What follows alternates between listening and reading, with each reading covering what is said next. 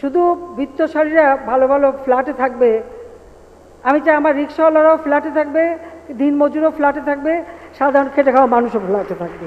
আমার প্রত্যেকটা কাজ হচ্ছে এই তৃণমূল মানুষের ভাগ্য পরিবর্তনে। এ কথাটা মাথায় রেখেই আপনারা আপনাদের দায়িত্ব পালন করবেন, দেখবেন নিজেরও ভালো লাগবে।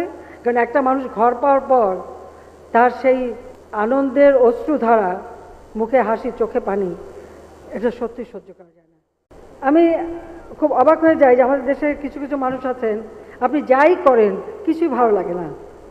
একটা কিছু ভালো লাগে না গোষ্ঠী আছে, এই যে মানে কিছু ভালো লাগে না গোষ্ঠী, তাদের যে অহেতুক সমালোচনা, আমি জানি না এর পরবর্তীতে যখন এগুলি হয়ে গেছে তার সুফলটা যখন মানুষ ভোগ করছে আনন্দের সাথে, মানুষের জীবনযাত্রা সহজ হয়েছে, তাতে তাদের কি অসুবিধাটা হচ্ছে, নাকি তারা লজ্জা পাচ্ছেন কিনা। ভালো না লাগাগুলো কি বলো না বলো তাতে কিছু আসে যায় না।